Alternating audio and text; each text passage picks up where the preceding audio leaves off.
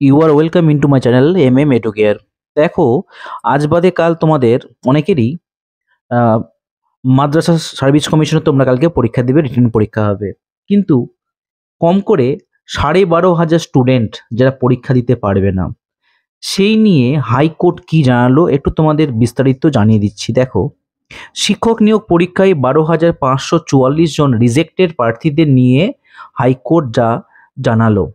মাদ্রাসা service কমিশনের নিয়োগ প্রক্রিয়া নিয়ে বড় খবর সামনে এলো। বাতিল হওয়া চাকরি প্রার্থীদের আর্জি গ্রহণ করল না কলকাতা হাইকোর্ট। গত শুক্রবার মানে গতকাল বিচারপতি অনুরুদ্ধ রায়ের 22 নম্বর কোর্টের মাদ্রাসা সার্ভিস কমিশনের 12,544 জন বাতিল নিয়ে হিয়ারিং হয়। তবে রিজেক্ট হওয়া চাকরি প্রার্থীদের আবেদন খারিজ হলো বলে জানা যাচ্ছে।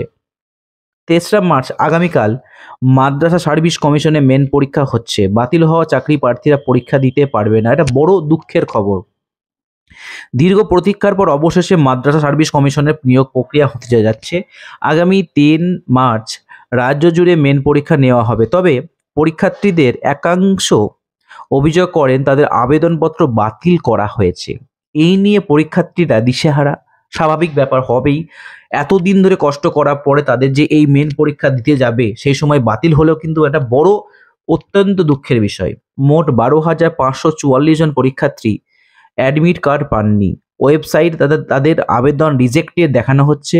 এই বিষয়ে জানতে অনেকে কমিশনের দ্বারস্থ হতে চলেছেন। তবে যা জানা যাচ্ছে তাতে স্নাতক স্তরের নম্বর ভুল দেওয়া এবং একাধিকবার আবেদনপত্র জমা দেওয়ার কারণেই বেশিরভাগ প্রার্থীর আবেদনপত্র বাতিল হতে চলেছে বা হয়ে গেছে।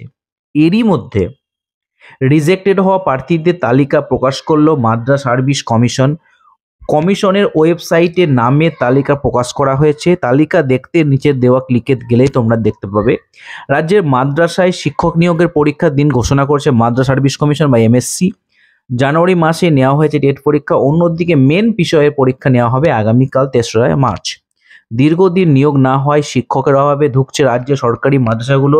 তো স্কুল নয়, সমস্ত রাজ্যের সরকারি স্কুল এবং মাদ্রাসা সমস্ত জায়গায় কিন্তু পদ প্রচুর পরিমাণে ফাঁকা আছে। হিসাব অনুযায়ী রাজ্য মাদ্রাসায় ফাঁকা পোস্ট প্রায় 10,000। তবে পরীক্ষা হবে মাত্র নেওয়া হবে 1,729 জনকে নেওয়া হবে।